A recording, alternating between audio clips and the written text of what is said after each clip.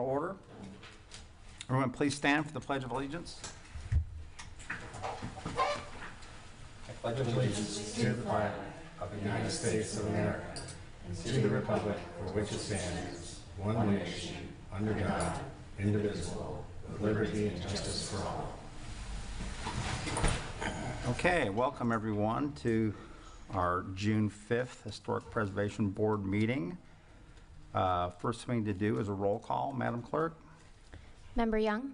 Here. Member Hurley? Here. Member Dashiell? Here. Vice Chair Hawkinsmith? Here. Chair Lowry? Yes, here. We have a quorum. Okay, first on the agenda is the approval of the agenda. Does anybody have any comments or anything they'd like to add to today's agenda?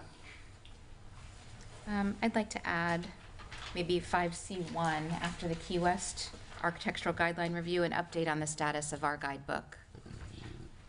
Okay, so we'll call that, we make that F then, since we'll call that 5F. Guidebook, all right. And then I'd like to add on 5G, just any update, if there isn't much, on the Mary Pier and Shuffleboard Clubhouse. And I don't know if this is something we're going to talk about today or not, Mr. Berry, but in the design review we did last month on the barracks there at the end of Paso Grill, I know some things happened in that. Is that going to come back to us at some point? Can we talk about that, or can you update us on that at that point? I can give you an update. Okay, so we'll make that 5H. That'll be the, I'm just calling it barracks. And then I'd like to talk about in the Land Development Code, section 20.22, section 2. I'd like to kind of just talk about what we're going to have as far as our language goes with fencing and all of those things, now that we're going to say that pools are allowable in front yards. Okay. Anybody else? All right, let's get, we can have a roll call. I'll have a motion to approve the June 5th, 2025 agenda. Second. Roll call, please. Member Young? Yes. Member Hurley? Yes. Member Dashiell? Yes. Vice Chair Hawkinsmith? Yes. Chair Lowry? Yes. Motion carries. Next we have is headline number 3, approval of minutes. Has anybody had the opportunity to read the Preservation Board meeting minutes from May 1st of 2025? And does anybody have a motion? I'll move to approve the minutes from May 1st, 2025, the minutes. I second the motion. Madam Clerk, roll call, please. Member Hurley? Yes. Member Young? Yes. Member Dashiell? Yes. Vice Chair Hawkinsmith? Yes. Chair Lowry? Yes. Motion carries. All right, now we're on to action items. Do we need to administer the oath in this situation? I think we do, right? So if anyone plans on testifying or giving information today at the podium, could they please stand and raise their right hand and give the oath to the Madam Clerk, please? Anyone who will be speaking to the board or making a presentation needs to be sworn in. Please raise your right hand. Do you swear or affirm that the information that you are about to give or present to the board is truthful? Yes, I do. So sworn. All right, thank you all. Also, Chair, Yes. did you want to call for general audience comments as well? Oh, yeah, I always skip that, don't I? I don't mean to. Yes, there's audience comments, and this is the time you can do that if you have a comment that's as to something general. I mean, not something that's on the agenda. If it's on the agenda, I would just wait till then to go ahead and make your comments. So does everybody understand what I'm saying there? Okay, if you just want to get up and talk about something you'd like to make us be aware of, now's your time to do that. If you want to speak about something that's on the agenda that we're going to get to, then you can just wait and speak then. All right? Does anybody have anything they'd like to comment on other than what's on the agenda? Okay, seeing no, yes, sir. Quick question. Yes, you have to identify yourself for the record, Max. All right, sorry. Max Assenheimer. I just had a quick question on what's going to happen with the shuffleboard courts. We'll talk about that at the end. I didn't see it on the agenda, was it? It's not. We're just going to give an update on it at the end. Also, Trudy Perry had a sign on Shuffleboard Court. Right. Is that sign going to be restored? You know, it was right off to the side, facing 9th Ave. Yes. I believe the folks that run the shuffleboard courts during the winter season collected all those signs, and they have them. Okay. Right, so they exist, you know, I assume they'll probably be put back, but we aren't really at that stage yet. I don't know why we That's wouldn't. what I will call them. Okay, Thank you. all right. Okay, so let's go on to the action items. 4A, which is the local historic designation, case number 25032, for the residents at 3410 East DeBasin Avenue. Who's doing that presentation? Lynn, hi.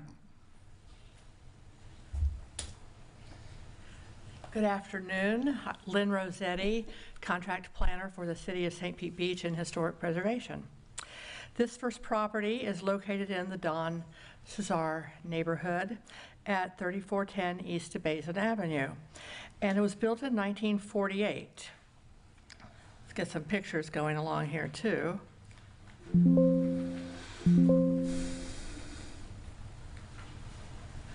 Okay, and the property owners are requesting a local designation of the single-family residential structure at 3410 East DeBasin.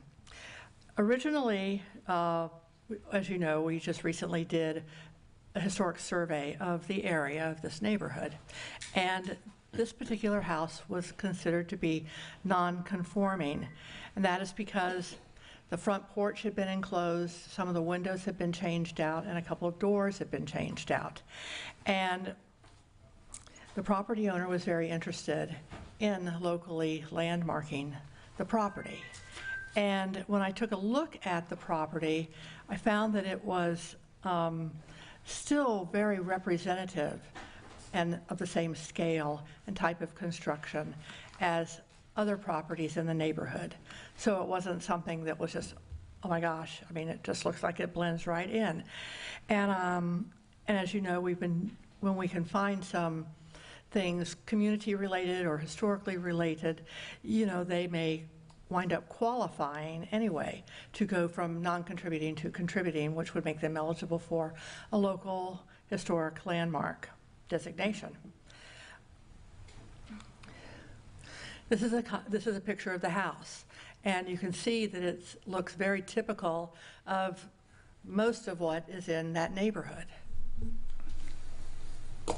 So staff found that it was constructed in 1948, masonry vernacular residential structure, and like I said before, you know, there's also a sunroom addition to the back of the house, and the property owners have been extremely active in the community. They have been serving on numerous committees since they have been in this town. Judith, the wife, Judith has actually been a business owner, very active business owner, and very active in the business association for many years. And Mike Welch has been really active in a number of community meetings. Currently, he's been serving on the local mitigation strategy committee as a stakeholder. He's been doing this for, I think, longer than I've been here. I guess about eight years or so. Is that correct, Mike? Seems like 20. And he's served on the transportation committee and other committees, and they've just been so vested and involved in the neighborhood. Just every time you turn around, they're on another committee. And, you know, that really goes to sampling that it does exemplify or reflect the broad cultural, political, economic, and social history of the Don Cesar Place neighborhood, at least in staff's opinion. So we're making recommendation that staff is supporting this application to locally designate 3410 East DeBasin Avenue because it reflects the broad cultural, economic, and social history of Don Cesar Place neighborhood. If you have any questions, I'll be glad to answer them, and I know that the applicants are here to speak as well. Thank you. Thank you. Anybody have any questions for Lynn? Lynn, my only questions are with regard to the enclosure of the front porch and the addition of the back room. Were those improvements all permitted and conforming, or were there any variances requested or There were no variances requested for it. It was built right in place where the existing porch, open porch was. And I'm not sure if it was screened in or not, because I never saw it. I'm sure the applicant can answer that question, but it did not require any variances. So it's in the same place, it's just enclosed. and the addition in the back? There is a sunroom in the back, which is not visible at all from the street, and there are no alleys in the back, so And permitted and conforming? it was all permitted, properly conforming and everything, no variances. Windows were changed out. The front door was changed out. Anything Okay. else? That's all. Thank you. Anybody want to speak on this? Don't have to if you don't want to. If you're going to speak, you got to stand up and give your name on the record. Sorry, but that's, No, we got to run. Michael Welch, 3410 East DeBasin. We have loved the house ever since we bought it. We really have, it's pretty much the same except for the little room on the back, which can't be seen from the front, but the arches are there, and it's a very, it's just a charming little house, and it would be a shame to turn it into a McMansion, so I'd like to keep it the way it is, and so would my wife. All right. Anybody have any questions for Mr. Welch? Do you guys have any questions for me? I'm just asking if they do. I don't think we do. Thank you, sir. Okay. Anybody have any discussion on this? Do I make a motion? Sure can. I'll make a motion to approve local historic designation number 25032 for the residential property at 3410 East DeBasin Avenue. I'll second that. Madam Clerk, roll call, please. Member Young? Yes. Member Hurley? Yes. Member Dashiell? Yes. Vice Chair Hawkinsmith? Yes. Chair Lowry? Yes. Motion carries. Thank you. All right, moving on. 4B, local historic designation number 25007 for the residents at 3311 East DeBasin Avenue. Lynn? Lynn Rossetti again. This house was constructed in 1950. It's a mid-century ranch. The style, it's a residential style, and it was determined to be non-contributing during the 2024 historic district of this neighborhood because of the replacement of some windows and doors. And I would venture to say that most things in this neighborhood that gets flooding once in a while probably has had a number of their doors changed out. And who hasn't put in impact-resistant windows? So, you know, but aside from that, it's a cute little house. It totally blends in with the neighborhood. Let's go ahead and take a look at the house. You can see the front porch and the house and how it is, and it's totally in character with the neighborhood, not with its neighbor to the west, as you can see on that photo, but most of the rest of the neighborhood. I like that corner window.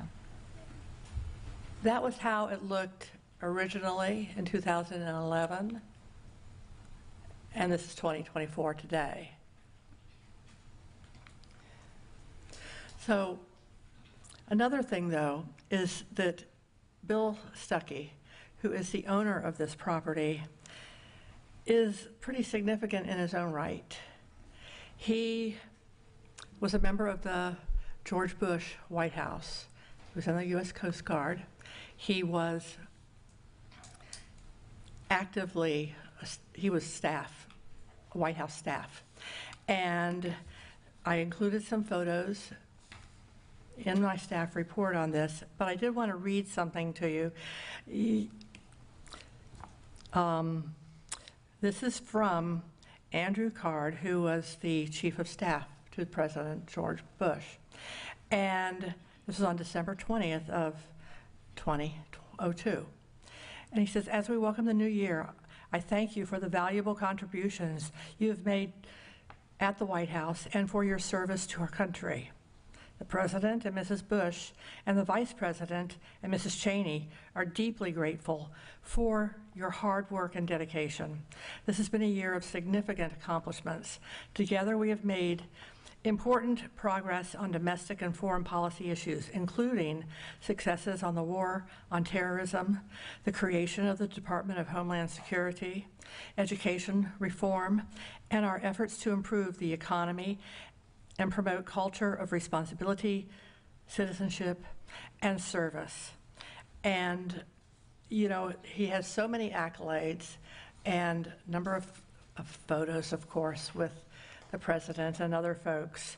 Another thing, he has a Presidential Service Certificate from the United States of America, honoring Lieutenant William H. Stuckey, United States Coast Guard, for honorable service in the White House. So obviously this guy has some important personal history, and he also has been a person who has been instrumental in some of the things that have gone on in this country, especially in the area of Homeland Security. So staff supports this application to locally designate 3311 East DeBasin as a historic building. Staff finds that the building is significant in the following areas. It exemplifies or reflects the broad cultural, political, economic, or social history of the Don Cesar Place and St. Pete Beach, and I think I could probably add in the United States of America. So if you've got any questions, I'll be glad to try and answer them, and I know Mr. Stuckey is here. Anyone have any questions for Lynn? Okay, Mr. Stuckey, would you like to? Thank you. Would you like to speak? She said it so well. Okay, we're going to give you the opportunity if you'd like to. Yeah. I will. So, Just say your name for the record. William Stuckey, 3311 East Davison Avenue. I'll just say being there after 9/11 was very, very unique. It was an opportunity to, I'd say, peek behind the curtain on how the government works, how it doesn't work, everything. As a Coast Guard member, I did not wear a uniform in the White House because my rank might have been too little. So, but that's it. It was a great opportunity. I met some just amazing people. George Bush himself was an amazing person. I had an opportunity for my wife and I have our picture on the Christmas tree, and my wife really didn't care for George Bush too much. But we got Christmas tree. What happened is George Bush put his arm around her, and within 2 minutes, she was hooked. So anyway, it was a great opportunity. I'm happy that I did that. I'm also very fond of a gentleman named Tom Ridge. He was the governor of Pennsylvania, and he was the one that started the Homeland Security business for George Bush. Couldn't have done it without him. What a great, great American he was. So that's it. All right. Thank you, sir. Okay. Thank you for your service. All right. I'll make a motion that we locally historically designate the residence at 3311 East DeBasin Avenue, which is case number 25007. I'll second that. Madam Clerk, roll call, please. Member Young? Yes. Member Deschio? Yes. Member Hurley? Yes. Vice Chair Hawkinsmith? Yes. Chair Lowry? Yes. Motion carries. All right, thank you, sir. Moving on, local historic designation case number 25071 for the home located at 308 Pastor Grill Way. Yes, so this is case 25071. This is for the duplex residence at 308 Pastor Grill Way. The applicant and owner is Joy Highland. They're requesting local historic designation of the 2-unit residential structure on the property.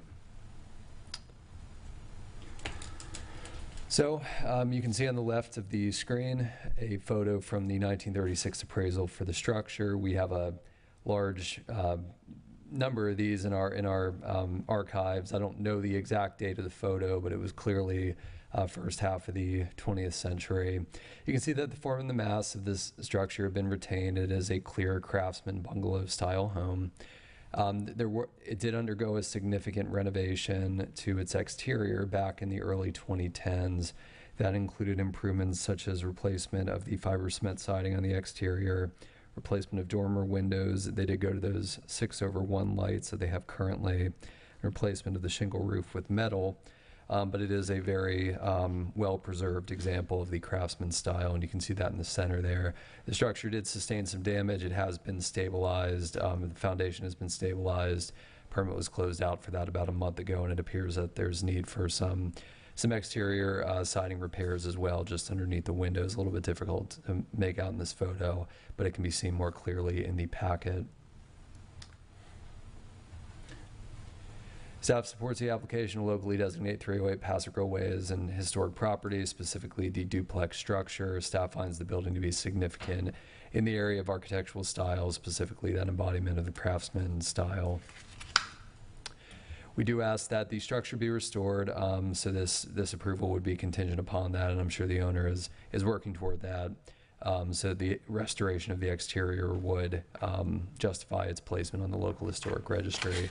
Should they look to make any kind of changes to the siding, the windows, the other elements of the structure, as with any other locally designated structure, it would come forward for a certificate of appropriateness. That's all I have. If you have any questions for staff, and I believe the owner might be present. Yeah, I have a question only because I want to hear things I don't understand. What's the 6/something light? Let me get back to the photos. It's just the window style. You can see, well, you can't see it too well in the photos here, but on the front dormer, they just changed out the window style back in the 2010s. All right. Okay, please. It means the top part has 6 window panes that are separated out, and then the bottom one is just one. Gotcha. Very nice. They probably don't make them anymore, I wouldn't doubt. Okay, would anybody like to speak about this? You don't have to if you don't want to, but if you'd like to come up, this is your opportunity to say nice things about your house. And please say your name for the record, please. Thank you for allowing me to be here. Joy Assenheimer Highland. I've been on Paso Grill on and off since 1967. And full-time since 1985. The shuffleboard courts were tended by my aunt, the late Trudy Perry, for over 27 years. They're named after her while she was still living. And that's why I'm here, because she was the aunt to my late husband. When we purchased this property in 1972. And Hurricane Helene decided we needed an overhaul. So we are under the 50/50 for the FEMA designation. However, we want to continue keeping the home as pristine as we are able, and that's why I'm here. Okay. Does anyone have any questions for Ms. Highland? All right, thank you, ma'am. In 2000, if I may, Yeah, sure. in 2013, we were featured on the Paso Grill Women's Home Tour fundraiser. I forget how many feet we had come through the house, but it was well received. I wonder if they'll do one this year. No, I hate to be like a smart guy. maybe next year. Yeah, I hope so too. No, We're thinking about it. Right. All right, great. Thank you, ma'am. Thank you. Thank you. Okay, anybody have any comments? I just want to say it's a beautiful house. Thank you for trying to, make it historic. It's one of my personal favorites on Paso Grill, if that makes a difference. Is there a back secondary building on it, or no? There is a garage, I believe, at the rear of the property. That is because it's over the property line. They can maintain it, but we did focus on the residence. Well, I guess my question is, that got a historic designation as well? I mean, I'm okay with that. I just don't know if we have to do that or not. It's considered a contributing structure. This would be for the primary residence. All right. Pretty good. Thank you, Brandon. I'd like to make a motion that we designate local historic designation number 25071 to 308 Paso Grill Way. I'll second. Madam Clerk, roll call. Member Hurley, Yes. Member Young? Yes. Member Dashiell? Yes. Vice Chair Hawkinsmith? Yes. Chair Lowry? Yes. Motion carries. Okay. Next, we have local historic designation, case number 25054, which is the residence at 3222 West DeBasin Avenue. This one is represented by its owner, Carl Klump. This is local historic designation of the single-family residential structure on the property. You can see here a photo from 2011. This is a very good example of the ranch architectural style that is the prevailing style in the Don Cesar neighborhood. It has undergone very modest alterations since the 1990s. In the 1990s, there were rear additions which would be visible from the cross street here, but they are very harmonious with the style. Ranch is a style that is best exemplified by single-story structures, large picture front windows, an emphasis on rear outdoor space, which is not something you can see in this photo, but they do have an outdoor space at the back. It is a U-shaped building, which is another aspect of the style that's very common. L and U-shaped buildings are common features of the ranch architectural style. You can see a photo here of the structure from last year as well. Staff supports the application to locally designate the structure at the property as a historic resource. We find that the building is significant in the area of its embodiment of architectural style, being the ranch structure, which again is the predominant style out in the Don Cesar neighborhood. I did also want to point out, as the board knows, 50 years is an important year in terms of historic designation, because that's the threshold for structures to be considered for the registry unless they're individually very important in their own right based on some kind of historic feature. And I believe this was the 50th year of ownership for the current owners, so it's achieved that in their own right just under their ownership. So that's all I have. We do recommend approval for this case number 25054. Okay, Mr. Klump or anybody else would like to speak about this?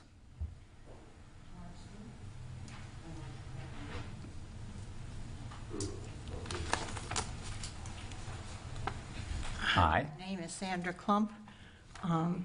We've lived in this house for 50 years. We were there before any of the stilt houses were there. We raised our family there, and we'd really like to maintain the character of the neighborhood and keep the house as it is. That's all we have to say. Okay. Thank you. Thank you, ma'am. Brandon, I have a question. If at some point in the future they had to replace their roof, would they be required, or would it be recommended that they replace it with tile in order to keep the designation, or would they be able to use another material? Generally speaking, there are other materials, and I don't know offhand, but that itself is not one of the prevailing architectural elements of the home. It has what was found through the Stantec study was more the orientation of the building. So I think there are other materials that can be used, but I would need to look more into it. Just want to make sure they understand if they are held to the tile and save accordingly. Oh, right. Budget accordingly. Okay, I'll make a motion to approve a certificate of local designation, historic designation for case number 25054, the residence at 3222 West DeBasin Avenue. I'll second that. Madam Clerk, roll call. Member Young? Yes. Member Hurley? Yes. Member Dashiell? Yes. Vice Chair Hawkinsmith? Yes. Chair Lowry? Yes. Motion carries. All right, thank you, folks. All right, 4E, local historic designation, case number 25061, the home at 3516 East Maritana Drive. Mr. Martinez? Good afternoon, Board.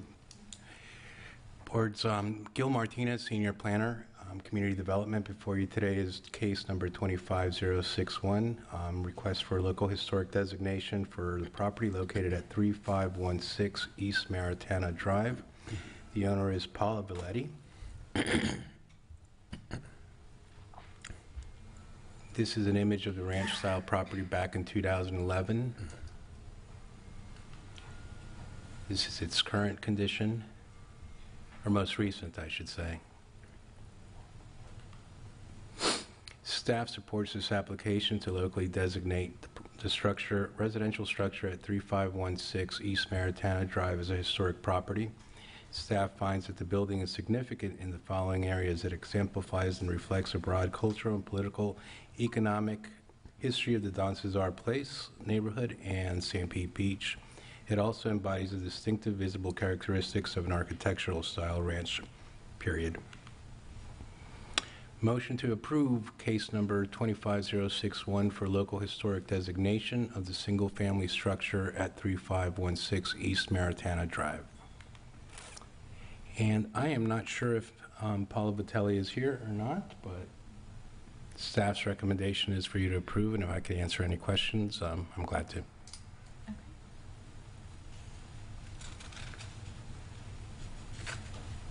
Anyone have any questions or comments?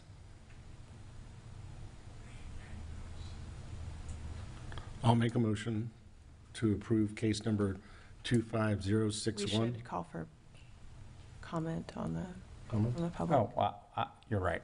I assume since she wasn't here, probably nobody else is here for that, but you're right. Is anybody here that wants to comment on this application? Okay, hearing none. I'll make a motion to approve case number 25061 for the local historic designation of 3516 East Maritana Drive. I'll second. Madam Clerk, roll call. Member Young? Yes. Member Hurley? Yes. Member Dashiell? Yes. Vice Chair Hawkinsmith? Yes. Chair Lowry? Yes. Motion carries. Okay, next, 4F, a certificate of appropriateness for the restoration of the home at 3406 East DeBasin, case number 25067.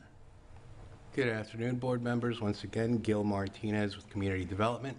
Before you is a request for a certificate of appropriateness for the residential structure at 3406 East DeBasin Avenue. The owner is Leanne Manthos. Back in earlier this year, I should say, I can't remember exactly the time frame, she came in for local historic designation of the property. That was Historic Resource 109, and that designation was granted. This is a current image of the property versus one in 2011. Ms. Manthos is proposing to replace the front door of her home. To the left, you see the existing door, and to the right, you see the door that she is would like to replace it with, a 1950s Art Deco style door. It's more consistent with the architecture of the house as well as the period. These are the renovation project lists. It's 1 through 6. The proposed replacement of the front door is a solid panel door salvaged from a neighboring home built in the same 1959s era, which is currently being demolished, so she's salvaging some history in the process. The door was selected to better match the characters and architectural integrity of the existing home. It is the exact same size as the current door. The door is constructed with impact-resistant materials in line with modern safety standards. Installation will be straightforward replacement using existing door frame.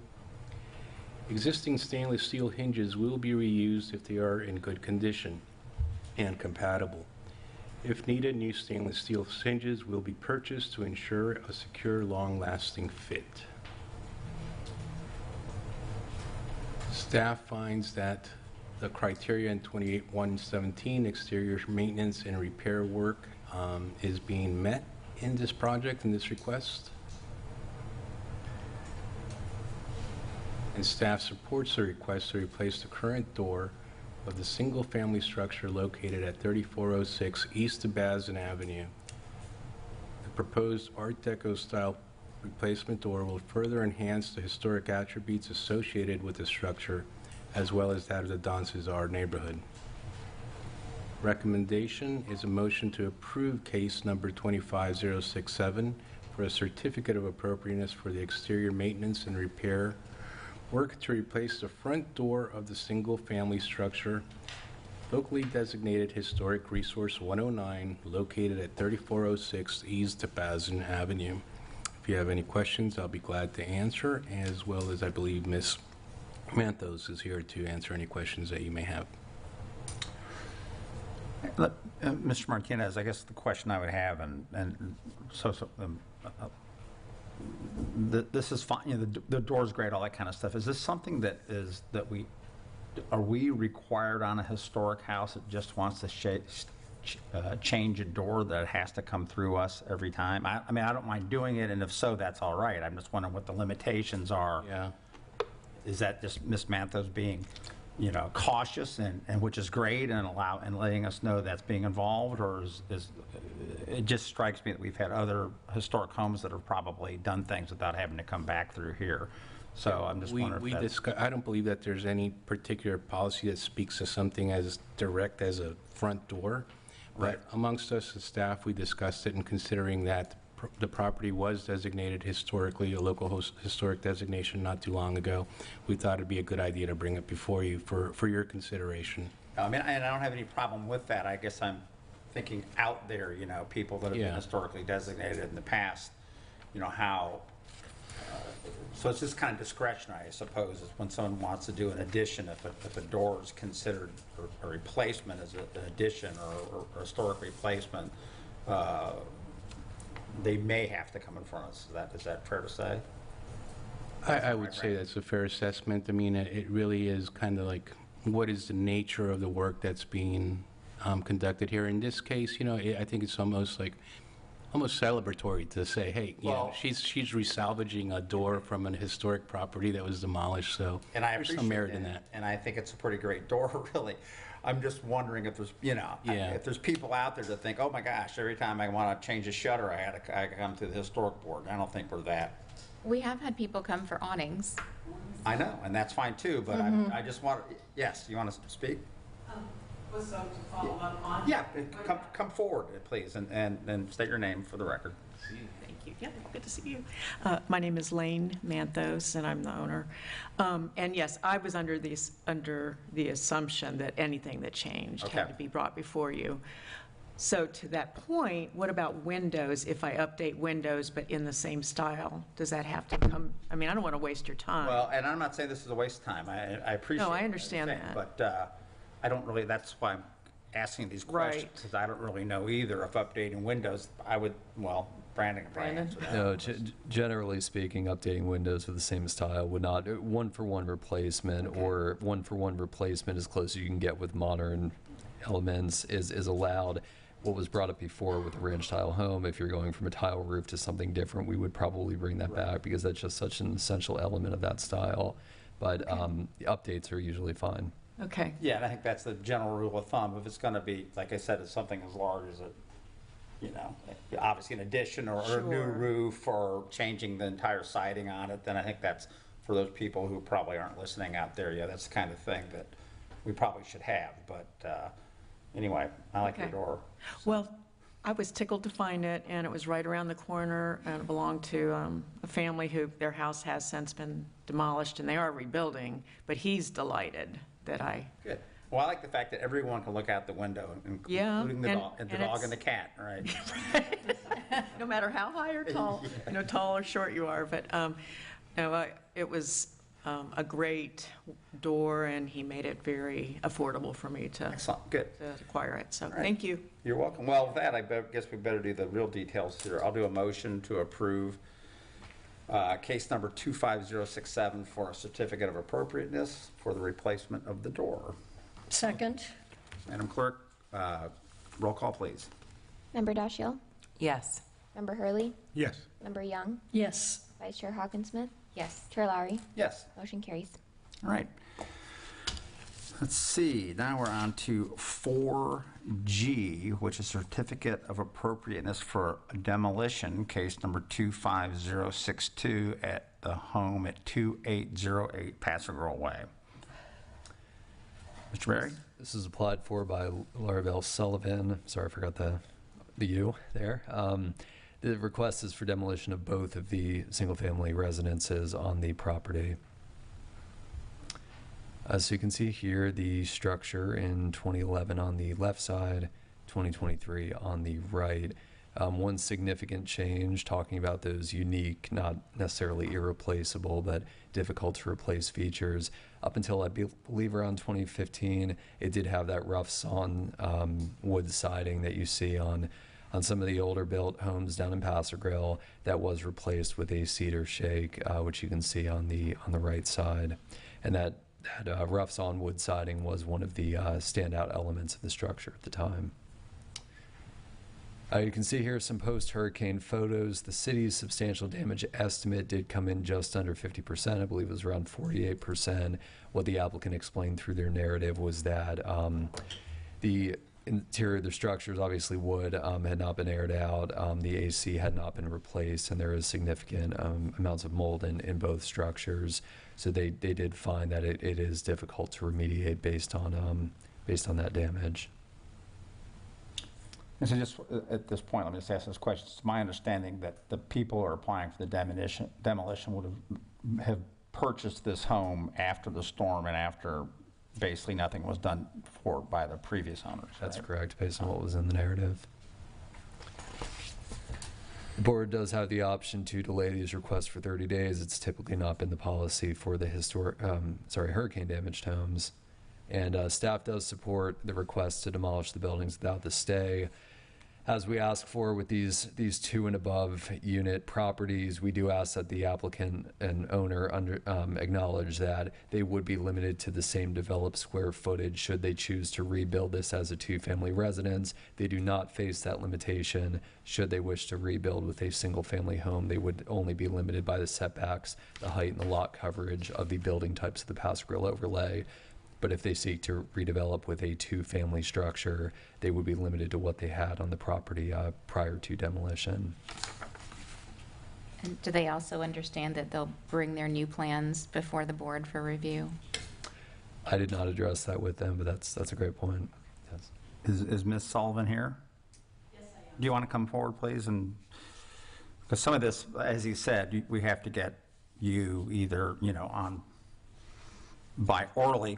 You understand what Mr. Berry talked about rebuilding the house?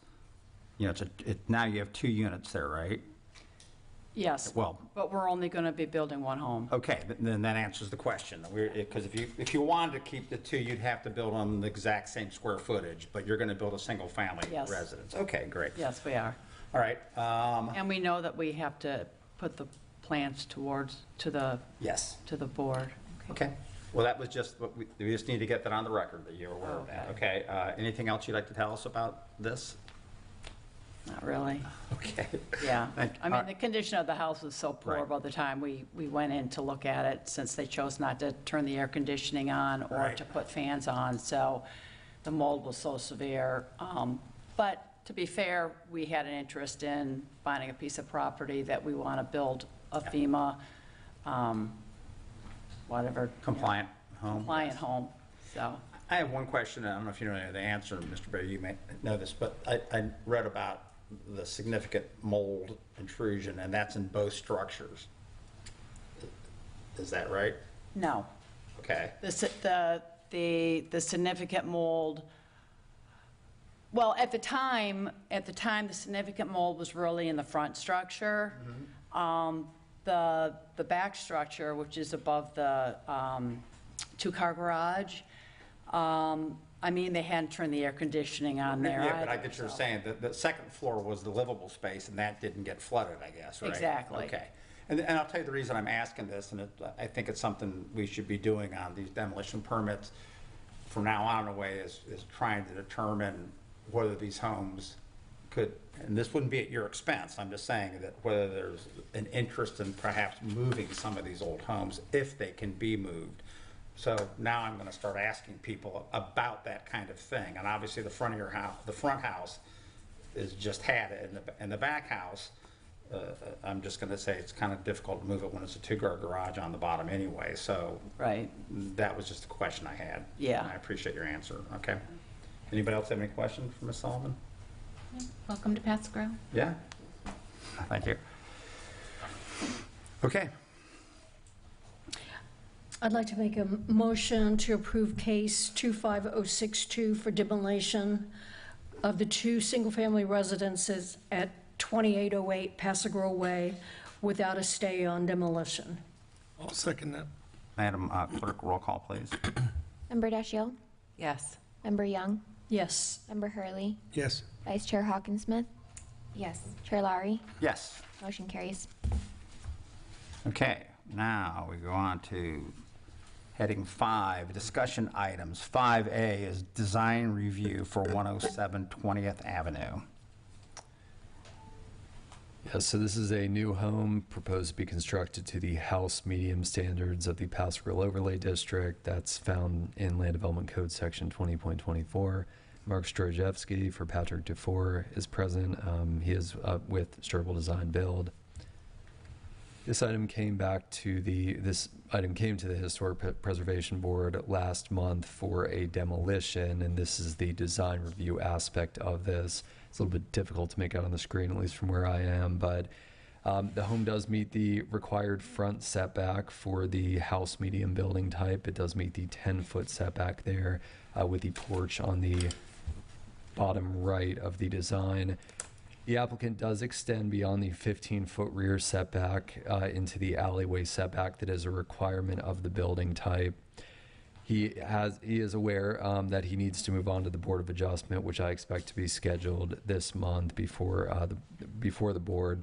In some cases, the Historic Preservation Board can provide some limited authorization for variances, and that's one of those benefits and incentives of historic designation for contributing structures. Homeowners who choose to retain their structure, the board can grant up to a 10-foot rear setback encroachment. That would not apply in this case because it is a new build, but that is an incentive for those who choose to keep their structures as historic. All right. Well, go ahead. I'll ask questions in a moment. Okay. So the applicant did provide the markup that we had requested. Our design consultant did review the design and found that of the major elements, the design seemed to lack a defined porch or stoop, which is a required primary frontage element. There is one that we do think that it could be relatively well established and appropriate scale within the front stairs that currently exist. You can see that in the center of the design there. The structure may also be redesigned to accommodate this feature. This is something that is throughout the entire design guidebook, that we want to draw emphasis away from the elevation of structures. We want porches, stoops to mask that the structure is elevated above grade, and having perhaps a mezzanine style porch established there or some other element we can talk through with the developer would help with meeting that requirement. Looking at some of the other elements, the design reviewer did find that the garage doors should be painted white to match the surrounding elements, again to draw emphasis away from that ground level, more toward the upper level of the structure. The ground floor should be clad with paneling to match the upper floor, again draw attention away from that ground floor. And we did ask for a landscape plan. We do typically handle that at the zoning permit review stage, but there does need to be that layering of landscaping that we seek in the front setback there. And you can see here some renderings of the structure. One benefit to the structure, one thing we do feel that the designer provided effectively was, of course, the access from the alleyway. That is something that the board prefers, but also the scale of the structure we do feel is appropriate. They did a good job at retaining that in the rebuild, given the FEMA regulations and those requirements. All right, can I go back to that picture before I get, so I'm kind of confused. So the picture in the upper left is what, the front or the back? The front. That is the front. Okay, and then the picture on the right is what? That is the rear, looking toward the alley. So, but there's a garage door on the front and a garage door on the back, right? That is correct. So how is that sticking with our wanting to put garages on the alley? Well, it will not be accessed from the front. Oh, I see. It's just they do have garage doors, but they will not establish. So there's no driveway in the front? Correct, yes. Well, I guess I'll have a question for the owner about that, about how that, what's the purpose? Are you going to open a garage door and drive through the yard, or just have a breezeway? I don't know. Okay, well, I'll ask him if he's here. Okay. Staff had already summarized these comments, so I'll skip past this. And of course, the board, as with any other design review, can make recommendations that assist to ensure compatibility of new construction within the overlay district. And that's all for this one. Would you go back to those pictures again? I'm sorry, Holly. Can we just, is there another picture before that, too? So this time, clear, we have 2 garage doors facing no driveways, right? That is correct. Yep. Okay.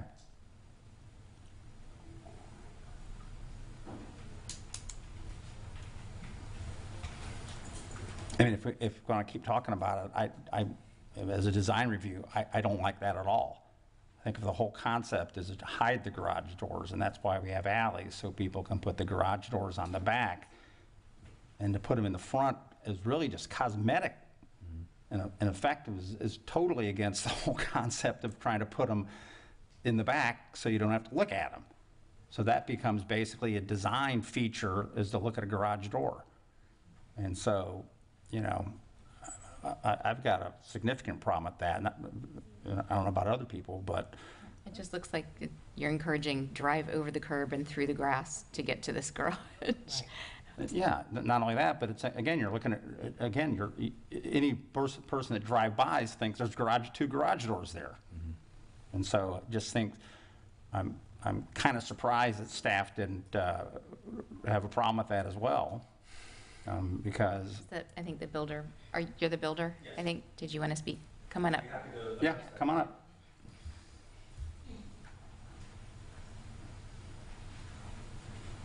Hi, Mark Strojeski, Strobel Design Build. Thank you.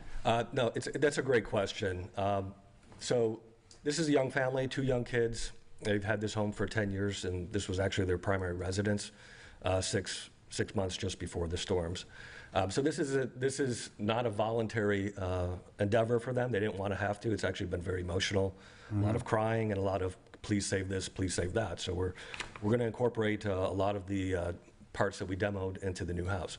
So how they live, they're a block away from Paso Grill from the beach, and they would always walk down the beach and come back and bring all their toys and everything. So it was her idea to have an access to the great amount of storage that they're now going to have, because they actually spend more time in the front yard than the backyard, because it's a better view of the water. It's where everybody's walking at the end of the day, at the end of the beach, and they gather in the front of the house. So they wanted to be able to have a large door, in this case it's a garage door, something where they could open it up and feel like the front yard is connected to the backyard because it's such a small lot.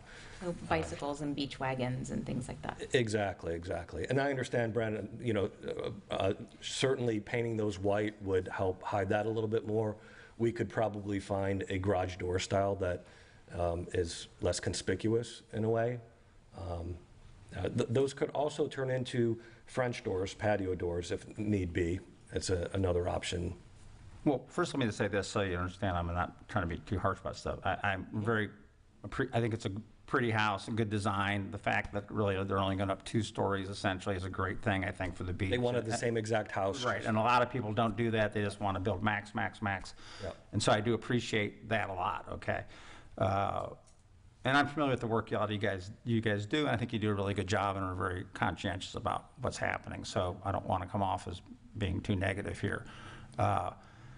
So obviously what you said too is like, this isn't like one of these bait and switches where eventually you're going to start pulling cars through there and that kind of thing. Exactly. There's no curb cut, as they call it, for the driveway or anything. Yeah. You can jump over the curb, but you know. This will actually, and I think by requirement, has to have a small privacy wall at the front. That's good to hear. Okay, that's. So there will be. I'm not sure what the height of it is going to be required to be, 2 to 4 feet or something like that. I mean, again, I know there's probably a cost difference too, but I mean, like you mentioned French doors or something like that. I know it might have to take a change in how you design it, but to me that would be. And I don't know the details of that, you know, in storm resist and all that kind of stuff you have to do. I don't really know, but, you know, it just strikes me as something more functional for humans as opposed to cars, you know. I would certainly prefer that. I'm just speaking for myself, but okay. again, I think everything above the second floor is beautiful, and I get all that, and I like what you did in the backyard, and we don't really have, as you know, we don't have the authority to comment on the variances. I do have a question about that, though, is the house that was there, how far did that come back to the alley? Do you know, one way or the other? There was an encroachment. Let me take a look here. There was, and I was involved with that, as a variance back in 2016 to add a master bedroom. Okay. So we were encroaching into. Well, I'm just trying to put in my mind's eye, figure out this house is. It's not on two alleys. It's more like in the middle of the block, right? Or is it on two alleys? You know what I mean by that? It's in the middle of the block. It's in the middle of the block, right? Okay. So I was concerned about turning on the alley and that kind of stuff, but in the back. All right. Yeah, and that was actually the reason for, if you saw in the back, they want basically like a carport you can drive under, so they'll actually be able to fit tandem 2 or 3 cars, so it won't impede the traffic in the alleyway. Right. I like the idea of the alleyway access and the way that it looks in the back. My question is, if there's going to be a privacy wall in the front, that sort of defeats the whole purpose of bringing wagons in if there's going to be a wall, unless they want to pick up in a wagon and. There will be a break for the walkway. Yeah. For the walkway, maybe 4 feet wide, something like that, coming from the sidewalk. There will be a break in the front privacy wall. So my thought is, would it be possible to do something maybe on the side, like a doorway or something on the side approaching the alleyway? And then that way you're eliminating the garage door aesthetic without having a curb cut or a driveway. Yeah, we've considered that. That privacy wall, though, will go across the whole front property line and back on the sides. So there won't be a space to, all traffic is still going to have to come from the sidewalk, from the center of the house, from the break in the privacy Right, wall. but again, not to sound, well, I am sounding picky about this. So in its simplest form, and, you know, I've had kids, and I understand going to the beach and wagons and all that kind of stuff, okay? But doing it this way and going in front of the house, I'm thinking this out, really just saves them from walking around to the back of the house, right? Correct. Their side back is only 5 feet on the side. So instead of walking to the alley and bringing their wagons and beach toys in, they want to walk into the front of the house. Now, I know probably that means in the garage there might be cars in there, and the front part of the garage probably is more capable for storing stuff like that. But am I reading that right as far as that goes? That's correct. But it just kind of strikes me as what sounds like maybe a good idea, that the kids can bring the toys in there. Is it really that onerous to make them just walk another 40 feet around the back of the house? What I'm getting from this, I'm totally understanding, I think, what they really want to do. The front yard is their play space, it's their public space, it's their interaction with the neighborhood space, and it's their connection to the beach. Exactly. Open up one garage door and you have covered lanai space out in your play yard too. I mean, I completely understand why they would want to do it this way. I think aesthetically it might be confusing from the outside, but this is super functional, in my opinion, for a family. I don't disagree. You're right, and I kind of forgot about the part that the front yard's their focal point with the kids and stuff, and I appreciate that. I guess I'm just saying, I wish, or maybe we can talk about, or y'all can talk about making it not look like garage doors, but making it look more like human doors in some fashion. I think there's some choices on the design of the garage doors that make it look less like your traditional garage door, Right. very, very plain. I should also add, because we don't have it on here, the landscaping, there are plant beds in front of each of these garage doors as well that'll be vegetation. And that's a requirement, actually, the landscape requirement for the design. So, you know, it certainly won't look like you could just drive straight through. Yeah, that's part of the problem in some of these design reviews is like, you know, right now when we get them, you know, if you had the landscaping, I'm not saying you're having a problem here, I'm just saying when we look at this, we don't get to see the landscaping stuff, so you come to some conclusions that might be different if we could already put the landscaping. I'm not sure, Brendan, if you have that page or not, but I think it's not a 3D view, it's just a down view of where the plant beds would If be. I remember correctly, And this they're may not in have these changed renderings. since we built our house, but there are a limit to the number of French doors you're allowed to have on the ground level too. So we actually put a garage door on the back on our water side because we couldn't put another set of French doors in there. So I don't know what the limitation is if you can't have 2 sets of French doors on the ground level. and then it would be asymmetrical. I don't know. Well, I'm just saying aesthetically, having garage doors in the front is confusing, and I think not what we want to see in passenger. I mean, just so, I've said this before, but if you go down to the south end of Pascal, the oldest spot, the places that all have alleys, nobody has a garage door in the front. They didn't exist. That's the historic look. You parked in the back. That's what the alleys are for. And then a few houses, recent builds, have been allowed. This is maybe before we kind of got involved, or we've changed, or we haven't got the changes in the land development code yet. They built these big structures with a garage door in the front, which therefore made your neighbors look at your garage door. They put in a curb cut, so it took away a parking space. And then in the backyard, it's like not what you'd use the alley for.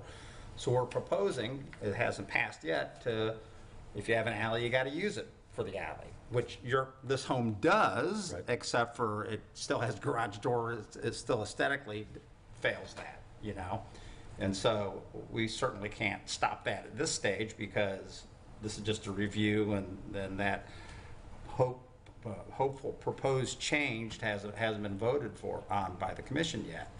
But we don't really have a lot of teeth about telling you what you can and cannot do. So this is just a review. Understood. And these are well-to-do citizens here that want to do well, do right by their neighbors and everything. So I'm going to bring this to them, and we'll see what we can do about it. Excellent. I appreciate that so much. Well, thank you. Anybody else have any comments or anything you want to say? I have a question for Brandon. Brandon, I wanted to, if you could address the porch issue of, Yes. You're saying it doesn't have a defined porch or stoop. Could you expound on that a little bit? So, and this was from our consultant, but I'll try to explain it the best I can. She had stated that typically with the porch and stoop design, the intent is to get that as close to the base flood elevation as possible. So you would have these structures where, the home is obviously elevated a full level to allow for parking underneath, storage underneath, but the porch or the stoop would be located closer to the grade of the lot to provide just a kind of visual break in the front of the building. It makes it look more like the structure was built at grade. And I know we were talking about the design review that came up last month, later in the agenda, but those porches were built as just a few foot walk up from the grade of the lot, and I believe that's what she was looking for in this design. I think there are minor modifications that could be made to address that comment based on others we've looked at. And so I don't know if I 100% understood that. So like we're looking at this picture and we see the stairs that go right down to the ground. Would it be more a situation where there'd be a turn in the stairs or something, so you wouldn't be looking right at the stairs going up? Correct, or more emphasis on the turn level, that mid-level of the stairs there to make it more of a porch-like element. I gotcha. I believe that's what she was looking All right. for, yeah. Okay. Okay, anybody else have any questions or comments? Okay. Okay, thank you. Thank you so much, appreciate it. Does somebody have any comments about making a recommendation about the variance to the Board of Adjustment? I guess we can do that if we want to, but does anybody have a comment on that? Okay, we can move on. Okay, discussion item 5B, the design review of 108 20th Avenue, which is an addition to this agenda. So this was a late addition. That was my fault, not the applicant's, but this is a design review for a case that you saw demolition for. I believe that was 2 months ago, right across the street, 108 20th Avenue. This is construction of a new single family, but this is actually a duplex residence built to the house medium standards of the Paso Grill Overlay District. I can see here the layout on the lot. This is, as I mentioned before, a duplex residence. There will be one ground level of storage, parking, and a few other features, which we'll talk about in a moment. And then on the upper level, you will have the front residence as well as the rear residence. The development of the current property, you have a front residence, you have a carport connecting to a rear separate residence. They are being made all part of the same building based on this proposal. And you can see here the isometric renderings as well as the elevation of the structure. They say this home's across the street, but it's actually not in the middle of the block, though. It's on the alley. on two alleys, basically, right? Okay. So in this second drawing that you've got here, the rendering, those garage doors are on the north-south alley. Am I seeing that right? Correct. Okay.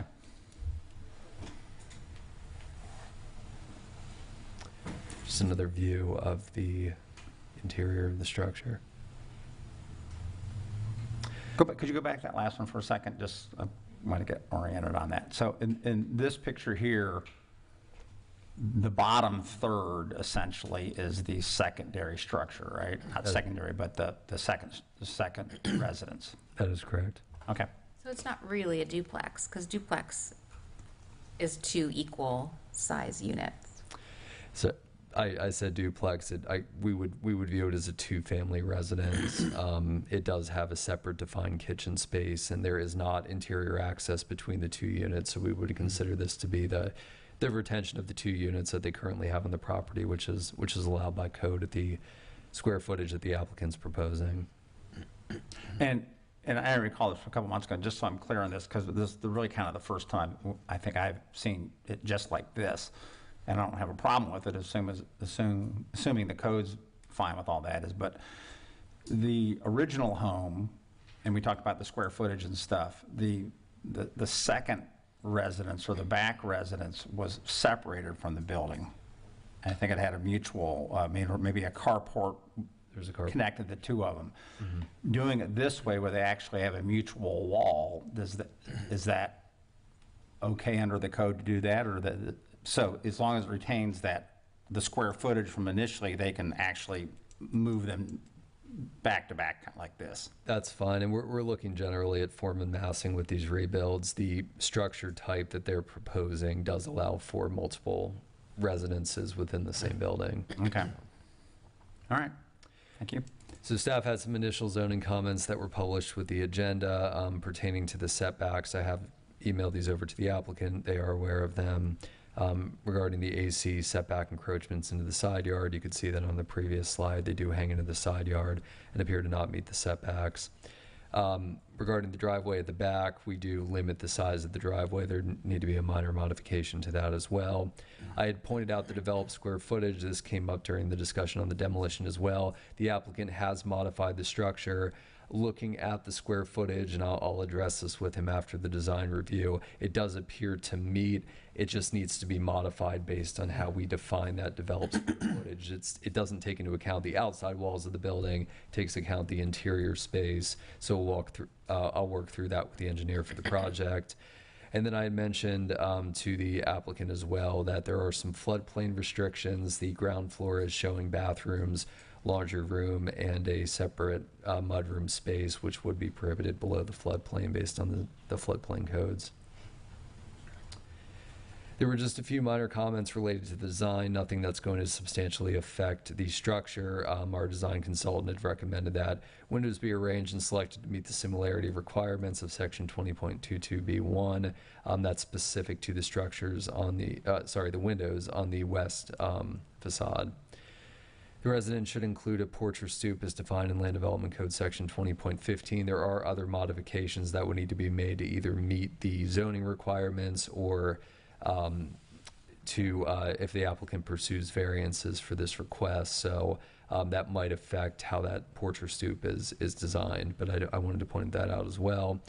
Also, for the side of the structure, there is a standard that the bottom of the structure clearly support the top. I don't know that the applicant needs to necessarily alter the living square footage of the structure. There could be wainscoting, there could be horizontal string courses and other architectural relief just along the side of the building there to provide that clear delineation between the bottom and the top of the structure. All right, I'm a little confused. This says it's the west side. Isn't it the side that has the... It's the east side. It says west right there, though. It sure does. So this is really the east side is what I'm saying. Correct. Looking toward the west, I believe, is how it's... Oh, looking towards the west. Okay. it varies. But I'm saying the west side of the structure has the garages. Mhm. So this is what I would call then the east side of the Right, structure. it's the but east side okay. of the structure. Okay. Looking to the. All right, gotcha. southwest, I So believe. there are garages on the back also, 2 garage doors on the side alley and 1 garage door on the Right. rear alley. Yep. So again, the board is welcome to make comments. This is a residential development, so there are no other form and mass stipulations. And the owner is present. Right. So I think from me just looking at this a little bit, you've already had the discussions or you're engaged in discussions on some of these potential changes that might occur, right? And so this is not really since this is a design review, at least from my point of view, it's not really a situation where you need to come back with us to look at what the changes are, because the changes you feel you have control of, you follow what I'm saying? If there were substantive changes or if the board had significant comments, we might look at bringing it back once it gets to the permitting stage, but that would. Gotcha. depend on that. Okay, I guess what I'm saying is me, I don't really have any significant comments.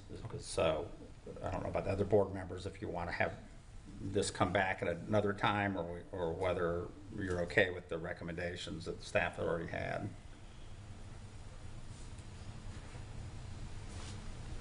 I'm okay with recommendations. Okay. I'm just, we don't, I guess this is our opportunity to comment, and if we want, if there's anything outside of what you've already kind of shown us. And so does anybody, besides what Sean and I have just said, anybody else have any comments that they want to give to staff? No, I'd probably make the same comments or recommendations that staff did, so. Yeah, I mean, I think they covered the items that are of the issue. Okay. Does anybody you want to speak, sir? Yes, sir, I want to. My name is Walter Soa. I'm the owner of 108 20th Avenue. And I'm here to address what was done the last meeting when we were here for the demo permit, where square footage came up and setbacks. But there were other comments that Mr. Berry raised, and also when we talked about the windows and that. But I want to speak to the comments that were there in the report you received, and there were 5 of them. The first one was about building setbacks. The revised design plans were done on the belief that the setbacks of the pre-storm buildings were valid and acceptable. The encroachments of the porch into the front setback and the building into the west setback, alleyway setback, will be corrected to conform with the Pass Grill overlay district criteria. With regard to the balcony extension into the rear alleyway setback, the Pass Grill overlay criteria allows a garage of 14 feet in height, no closer than 5 feet to the rear lot line, and the lot line is based on an east-west dirt alleyway. This east-west alleyway immediately intersects into a north-south alleyway that runs between 20th and 19th Avenue. Due to the 3-legged T-intersection of the 2 alleyways, with utility poles, parking spaces along the west side of the inner avenue alleyway, a garage door exit at 5 feet from the rear lot alleyway is deemed to be a hazardous situation. The construction of the balcony was done to allow, now this balcony is supposed to be designed and built with visible vertical supports at the end of it, versus the concrete block wall exit, provides what we feel is the best result for increased visibility for drivers exiting the garage and those transiting the alleyways and coming in and out of the property. If the balcony proves to require a variance on permitting, then we will proceed with the plans without the balcony, because we would like to move on. And we will seek a variance while we're constructing. But I would hope that the board could give your comments on, do we build to the alleyway, a concrete block garage exit, or do we have a balcony just out there hanging? And they would appreciate their comments too. Okay, well, I guess what you're asking, and I think you're asking is, and I think you know, but if not, your variance requests are all stuff that is decided by the Board of Adjustment.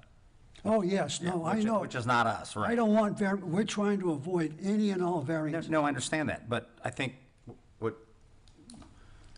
what you're asking us is, I think, is the comment on the variances.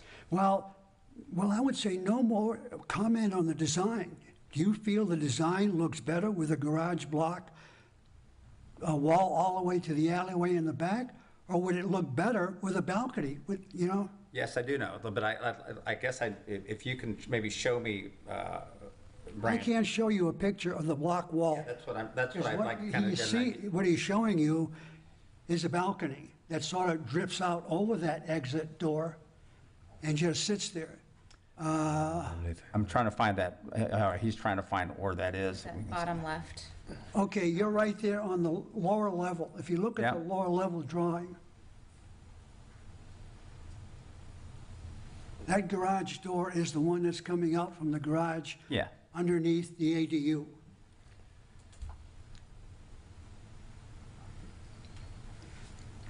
No, we would proceed, no, we're not going to do the concrete block garage door to the alleyway. It just makes no sense. We would go without the porch, the balcony, or anything to move on. Yeah, I'm just trying to, I'm trying to, Here's a picture from the side that makes it a little more, so it looks like And just leave it at a garage at 15 feet. garage doors recessed under the. yes, but are there support pillars under that balcony? Well, there's two vertical supports out towards the, on the way out to the alleyway. Right, but doesn't that, and this is like a question for you, Brandon, aren't the supports essentially in the same level or area that if they built a concrete wall out to? They are. It just has to do with the overall height, and I can work with the applicant on that. But it's specifically to allow for a garage of no more than 14 feet to extend out to the. I see what you're saying. And your point, sir, was that opened like this, it gives more visibility for driving. I get it. Yes. So rather than having a closed wall here, you've Yes. got that open area where they can see traffic coming and going. Both the driver exiting the garage and also the drivers in the alleyways have more view of this movement. Right. Rather than find it all of a sudden at 5 feet from their dirt alleyway. And Brandon, is there, I guess you probably just said it, but I didn't quite figure it out. So what is there a problem with doing it like this, more open, as opposed to do it in a concrete wall? I mean, what's the distinction that would allow one maybe and not allow the other? So I think if it were a carport, that would be fine. It just has to do with the overall height with the balcony in that rear 10-foot encroachment from the 15 to 5-foot setback line. So it's the height of the balcony that's really the height issue. With the railing, that's a challenge, yes. Okay. And that's something you think you can talk to this gentleman about and come to some mutual agreement on? We can, certainly if it's going to be a carport, I think that would be an option. It might be a challenge to lower it enough to meet that standard with the balcony railing on top as well, but I'd be happy to talk with them about it. Okay. And when we say carport, we're just talking about there's still a garage there, but that would just be that open area where a car essentially could be there. Mm-hmm. All right. Well, I guess if there's anything that we can say as the board, or each board member can say what they want, I do believe that your concern about making it more visible for traffic is a good one. Right. And I think that would certainly make sense, and I would suggest that when you talk to Mr. Berry about it, I think the board would prefer an open area if that can be done to your Okay. satisfaction. And I think we're all agree. In fact, I think I would leave it all away if push come to shove. Right, I got you. Keep it open. Yeah, well, we're hopefully not going to have to shove you, so let's, okay. Comment number 2 is elevated AC setbacks. AC compressor units will be relocated to the rooftop. Okay. Comment 3, driveways. The west driveway will be reduced to 2 connections. Comment number 4, developed square footage. The revised set of plans is 2,341 square feet versus 2291 square feet, because the Pinellas County property appraiser's square footage of 2291 is in error by 50 square feet. I have a Florida licensed appraiser's report by Mr. Tom Hockensmith, labeled, that says, I have 30 square feet in the house that is the laundry area or a livable area. And when you look at the long dimension of the guest cottage that was in the back, rather than be 26 feet, it was 27 feet. So this appraiser's report, which I would provide to Mr. Berry, and say, hey, we would like to go to 2341 overall living versus 2291. But again, if he says push come to shove, we can't do it, we don't do it. That should be sufficient, because it also, I believe how your engineer calculated might be a little bit different from how we do, and I think you're probably in the clear based on that, but we can work through. Right, okay. And number 5, floodplain restrictions. The ground floor bathroom, laundry room, mud room will be removed because they are not allowed in flood zone A. And all I can basically request is permission of the board to hopefully move on to permitting. I wish we could. No, yes. Get on it. No, no, I appreciate I it. gotta believe we can work around these things that he has there as far as I don't know the porch problem, because there is a porch in the front. But again, it's almost at ground level because the ground floor is at ground, But I'm sure we can work those things out. Well, yeah, you can. I thank you for being so cooperative too and having answers for some of the concerns they have. So that will move things. We will do anything and everything to move on. I get it. I understand. I Thank you, appreciate sir. it. Thank you. Thank you. Okay, 5C, Key West Architectural Guidelines. Yes, thanks to Member Dashiell for sending this out. I believe I passed this along to the board a few weeks ago. And I wanted to follow up on the discussion from last month, and I believe we talked briefly the month prior. I understand the board does want to be involved with the mission statement creation, the purpose and intent for the guidebook. Chair, you had brought forward that that idea from the early part of the 20th century, I believe, and that's, I think that type of language is definitely appropriate. And this gets in the Key West Historic Guidelines, gets a lot more into the history. It contains a lot of information that you would typically have in a survey, so it gives a basis of the types of structures that you have in Key West, and that's something that we have through the 2015 survey update. And then it gets into the details of the architectural style of the building and recommendations for maintaining them and making replacements and improvements. Does the board want to be involved with that type of detail? Tara is currently working on it. I hope to have a draft for you for the next meeting, but I have a meeting with her next week.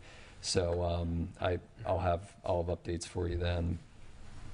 Okay, and just so, since we're talking about at the moment, this kind of segues into your discussion item that you added about talking about the guidelines, so we're kind of in a way doing that now. So I would love to have the board involved in what we're like calling the mission statement, just like the prelude into the guidelines, all right?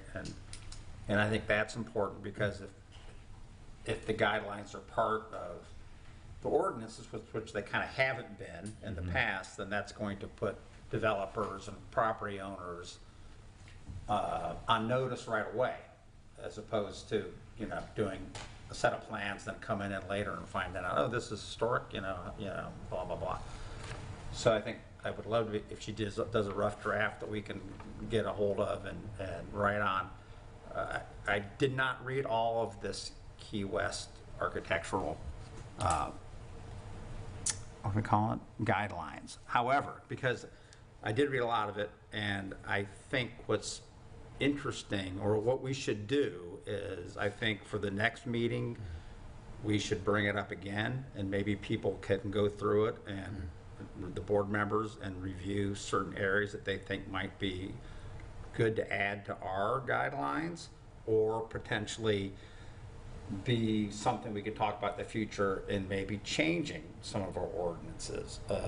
For example, one thing that I noticed I thought is great because it removes some of the confusion we do these design reviews and we don't have the landscape plan and stuff like that. We don't, is they, in the Key West guidelines, if you want to demolish a historic house, you have to have the new set of plans already present. And I think that would be a great addition ultimately for us to have that kind of ability so we know in advance. Not that we can stop the demolition permit, and that's not the point of it, but the point is it puts the onus on the builder to let us know what they plan to do so we can look at it right away. Okay. So there's little things like that that I think not only are great, and we could add to our guidelines and maybe also our ordinances. And I know there's stuff we probably can't because I'm trying to find, as I was looking through it, you know, the average person will say, oh, you can't even tear a house down in Key West, you know, and I don't think that's entirely true. I think I saw some, obviously, if the thing's falling apart, but there's a lot harder for anybody to tear houses down. And I'm not saying that's what we need in Paso Grill because that may take a whole different approach on how we want to write this stuff up, but I think it would be good if we all had a little homework and went through each thing and kind of had some bullet points or some areas where we could say, hey, this sounds interesting, could we do that or should we add that? Or maybe it's already there and we don't know because we haven't seen it. Right.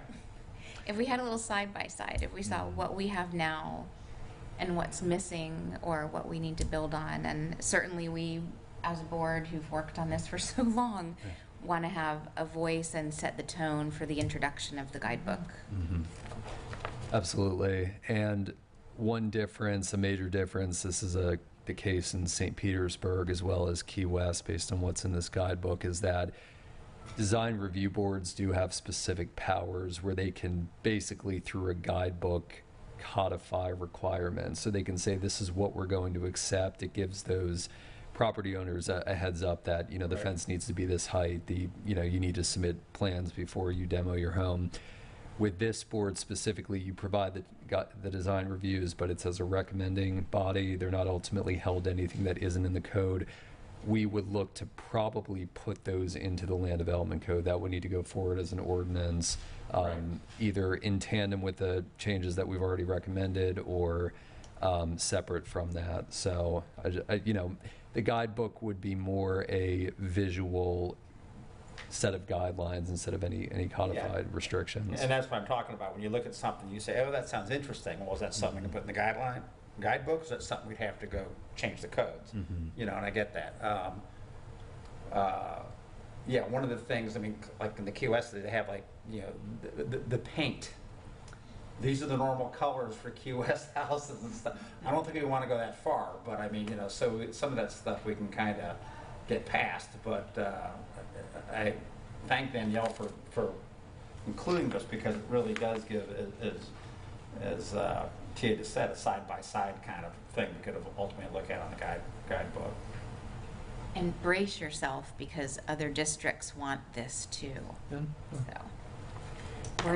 words out. And then also, just based upon our previous conversation from today, I think in the design guidebook for the garage doors being in the front, I think that's something that needs to be addressed because we're asking for garage doors to be in the back if there's alleyways, et cetera. So if we're going to make that allowable, what do they need to look like and how do we want them to come across? Well, right, and that's a perfect example of where if the commission passes the changes, that's something that's is being, right now, there's nothing that requires you to have a garage door on the alley or the garage is on the alley. That we're asking them to do that because that's something that would have to be done by code as opposed to suggestion. So there's a perfect example of situations where we need to actually get eventually in front of the commissioner. But in the short term, because we've pushed this, we've gone so far on this so far, obviously we'd like to get.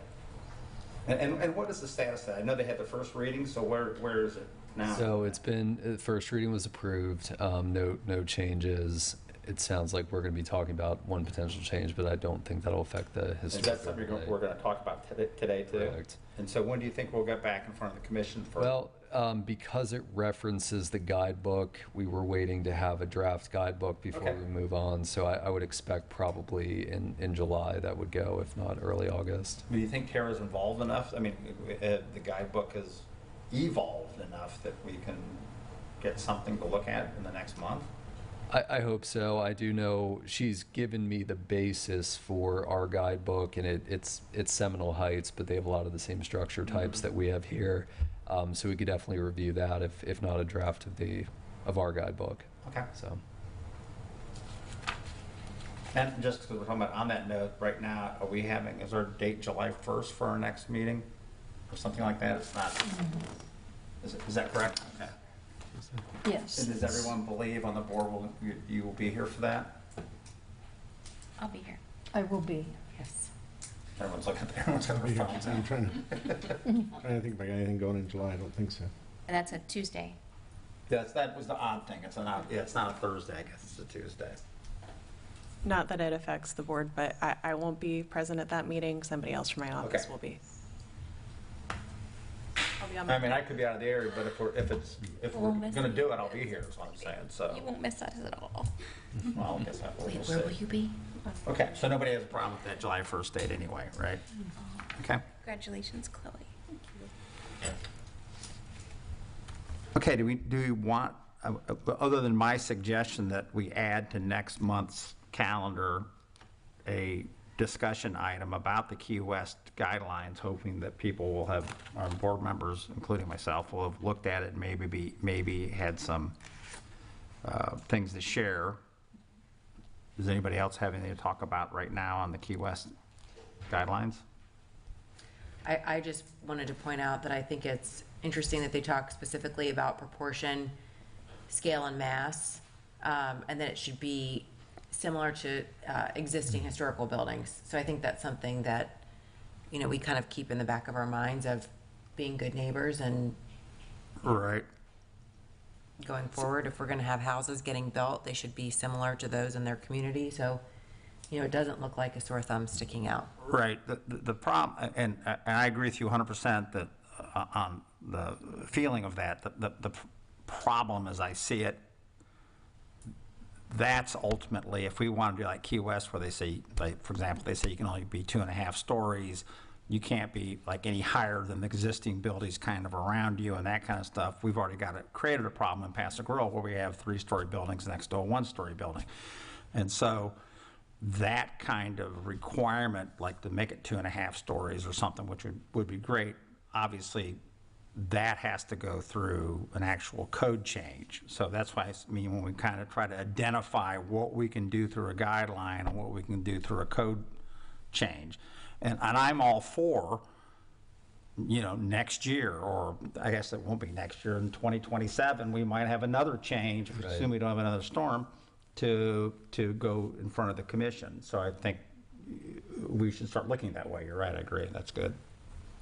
Yeah, and the way cities, and Lynn probably knows this better than me because she worked with it in St. Petersburg, is putting these type of things at a neighborhood level, either to a referendum or some other kind of vote that allows for property owners, usually it's 50% plus one, I believe, but they opt into these restrictions, and that's where you can set those limitations that don't run up against Florida law, don't run up against, so.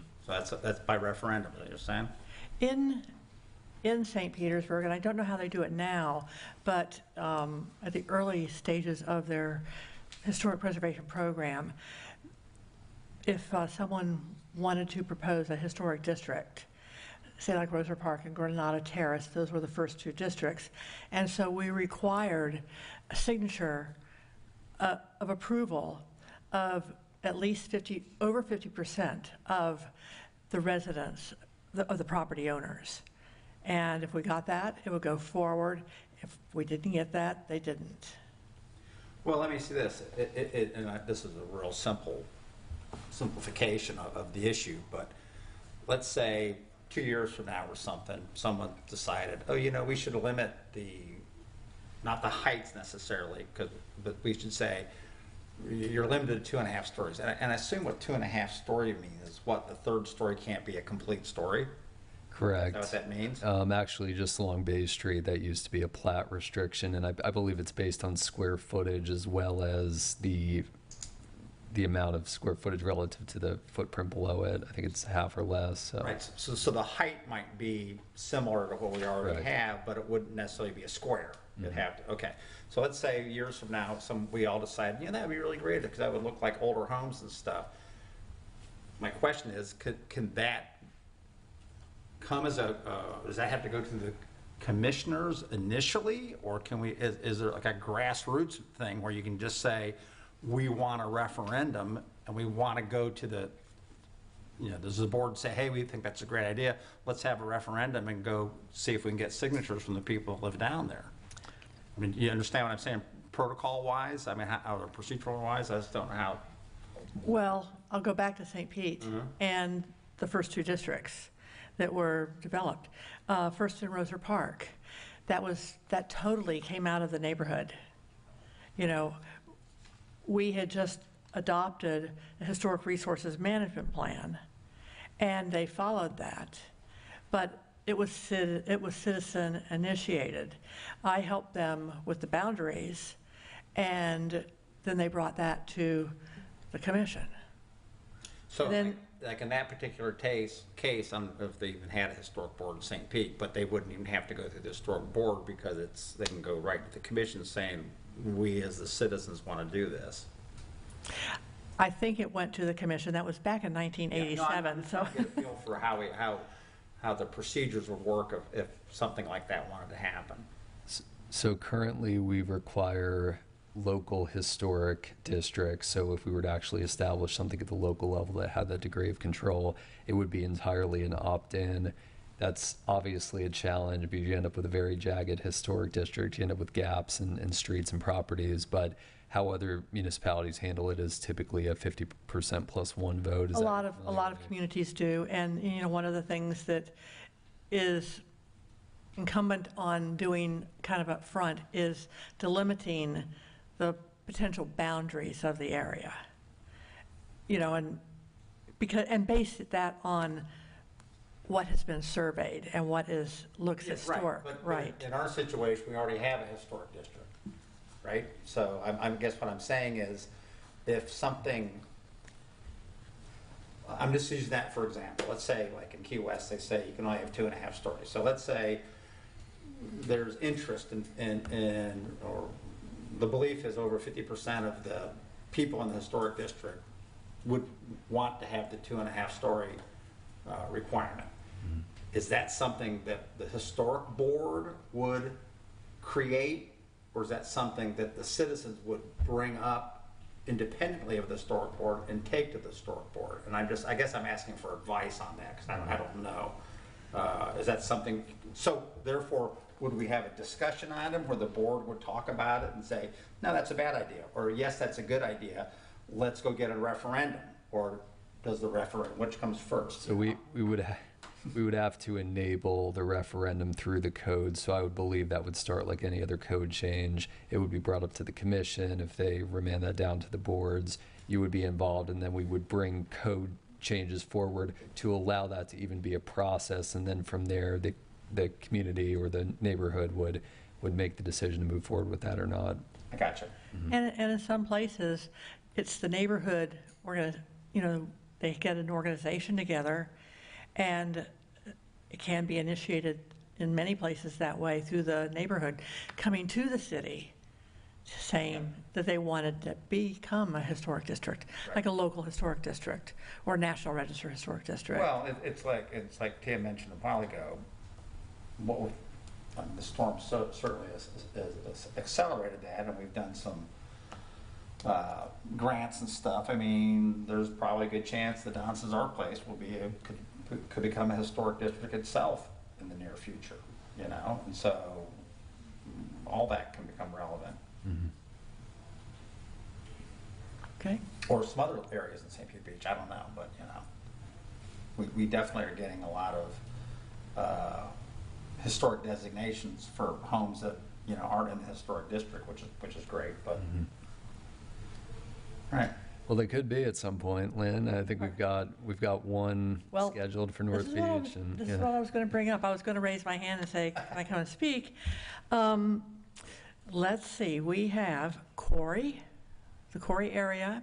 That district, we are expecting the report from the consultant by July 31st. Okay. And we'll have all the Florida Master Site File forms on that and everything. In addition to that, we are going to know in July if the North Beach area is going to get a grant to be surveyed. And I think I told you that it ranked very high in the rankings this year. But one problem is some of that money, or a lot of that money, is flow through from the federal government. And I was talking to the state the other day, and they're still a little unsure about what's going to happen. And just this Monday, I sent off another grant application for what's the central, I'm calling it the Central St. Pete Beach Historic Survey Area. And I'll show it to you.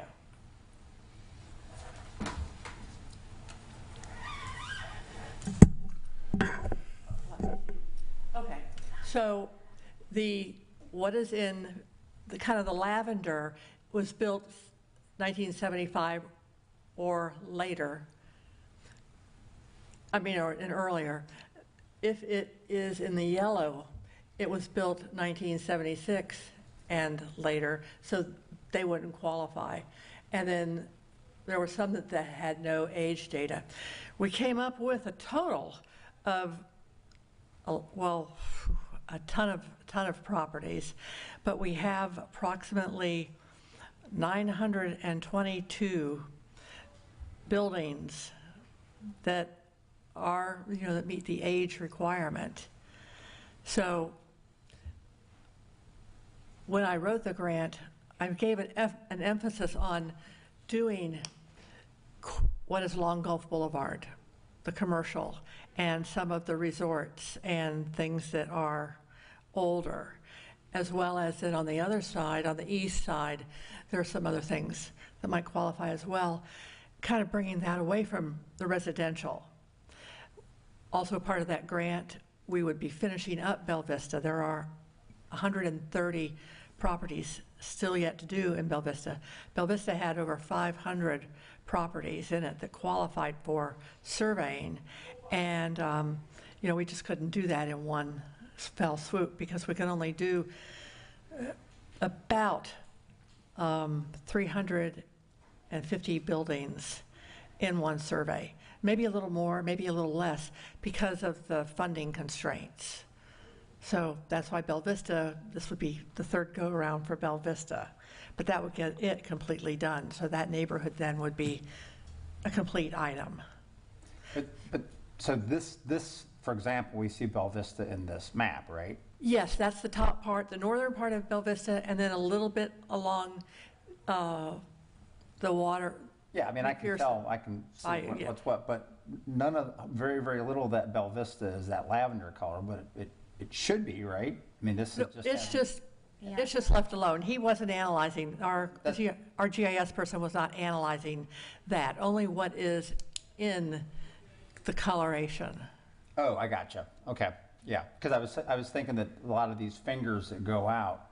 Oh, yes. All seem to be, and which would make sense. They're probably mostly all after 1976. I don't know when they. I went through it. The fingers post-World War, post-World War II. Yeah. All right.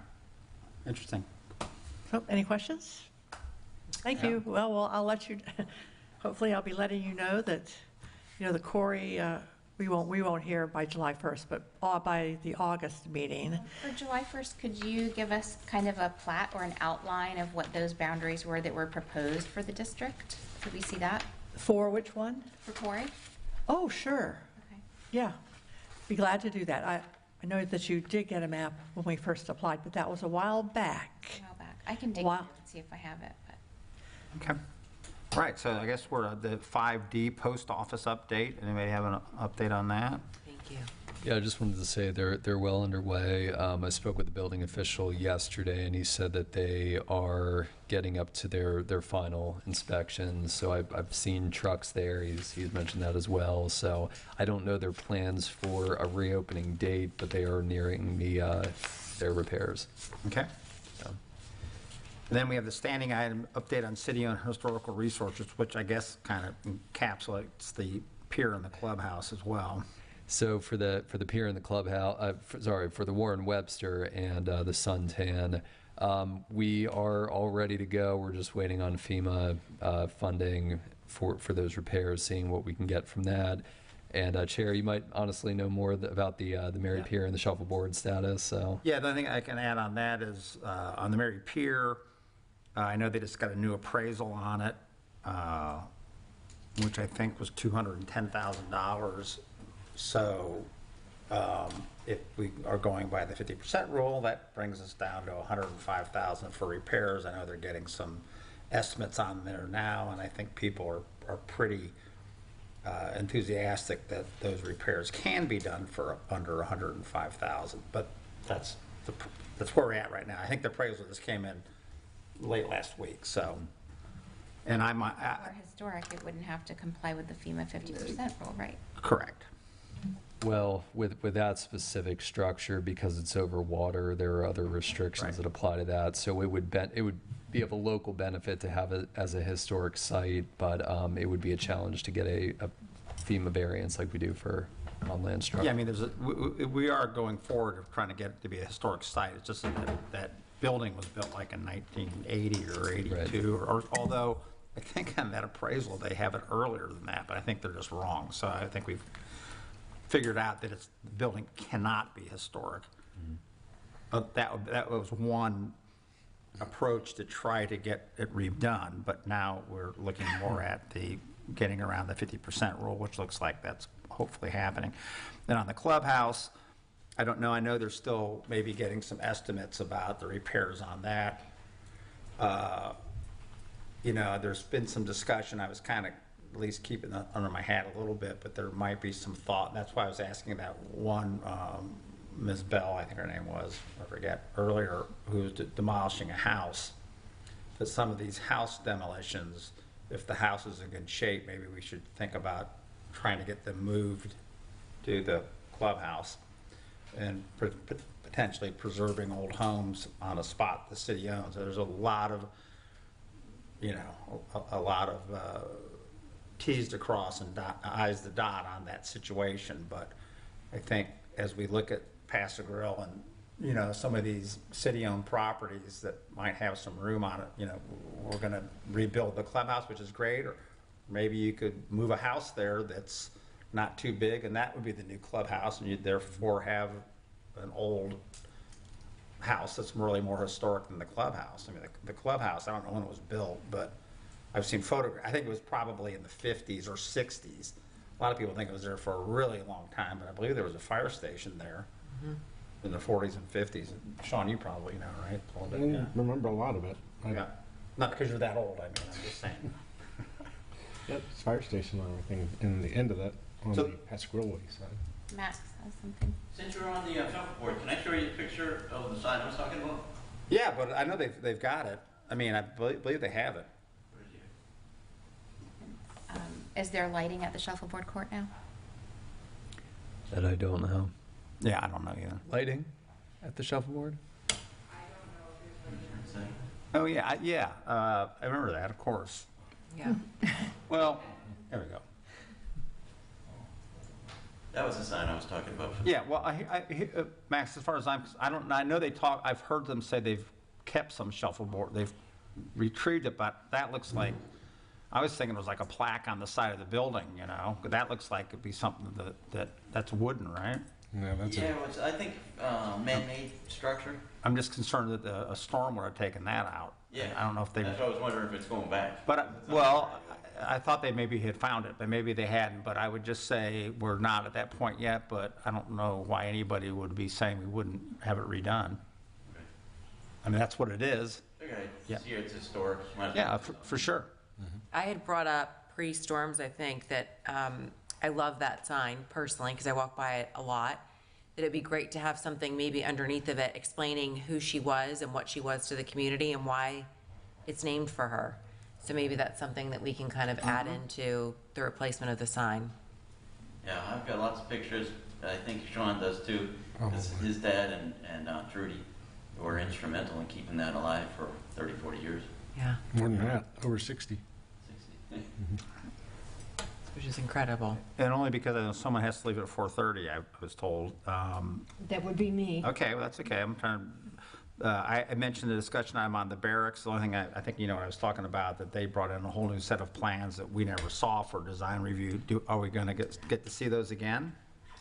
I'd be happy to bring them back. They went through the design review process, but I could definitely add it as an info. And I'm still waiting for updated plans as well. Right. I don't know what modifications they're going to be making, so. And again, that's kind of the thing I was talking about, how when we do the design review, we oftentimes don't even get this, you know, well, from that example, they change it radically, I guess, the night before the commission meeting, and it's nothing even, I'm sure it's somewhat similar to what we saw, but it's like, you know, if we're getting cut out or they're changing at the last minute, then what is the purpose of what we're even doing here, you know? And if there's still a potential for continuing that conversation regarding moving the barracks over to Shuffleboard Court or somewhere else appropriate in the city. Well, I guess I would ask that for informational purposes, when and if you get that new information, that we get a chance at least to look at it. Will do. Please. And then, Danielle, you wanted to talk about 20-22?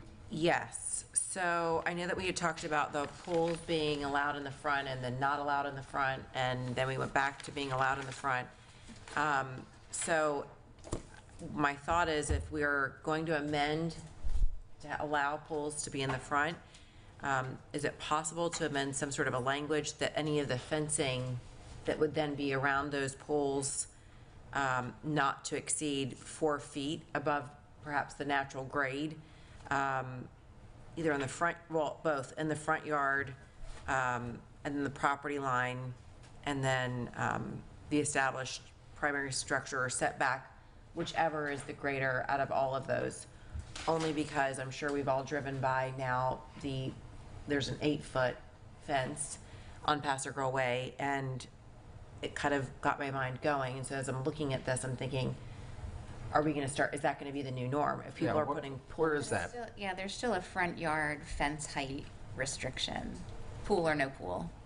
So, and that doesn't change, right? Correct, and I think the challenge is when you have a home that is set back further than the minimum build to, especially for structures that aren't built to the overlay, because with that, you intrinsically have the build to, you have the 10 to 15-foot front setback for a new build, but if a home is set back at 40 feet and they put a pool in the front yard, once they get out of that front setback, there's only the 8-foot overall fence height limitation. So this would need to be an amendment to that to prohibit taller fences.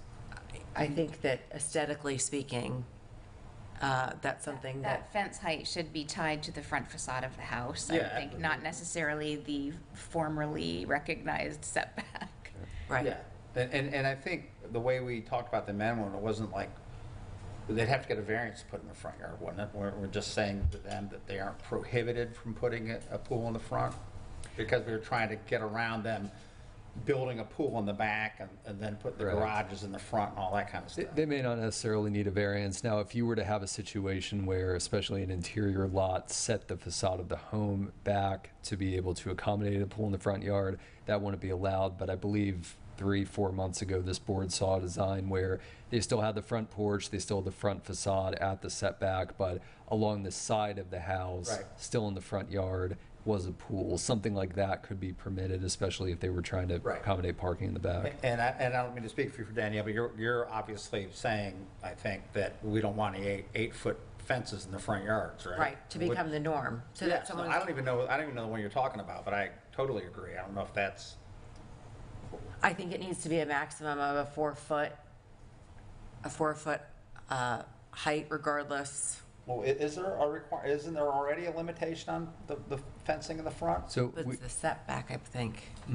So we have our frontage design standards where you're allowed to have a 2 to 4 foot fence, but that's within that 10 10 to 15-foot front setback. What the applicant for the design review at 107 was talking about today, there's that requirement for the hedge or for the fence. Right. But once you get past that setback, if someone chose to set their home back further, there is a point where the city's typical fence design standards don't prohibit a fence taller than 4 feet. So if you had a home in Vina Del Mar, for example, and it was set back 25 feet, at the 20-foot mark, they could put an 8-foot fence up. So Right. this would need to be a specific for the overlay. It sounds like that applies. I really need you to get that language added or amended with tying that to the front facade of the actual structure and not the recognized setback. Staff can draft something up. I can bring something back to you next month. That would go into the final rating. I would just bring it up to the commission and that way. Thank you. Okay, well, that was it, wasn't it? Holly's ready to roll. I'm just thinking, is there anything else we can delay? No, it's good. Is there anything we want to talk about when Holly leaves? Okay, then, I think that's it. Then let's adjourn.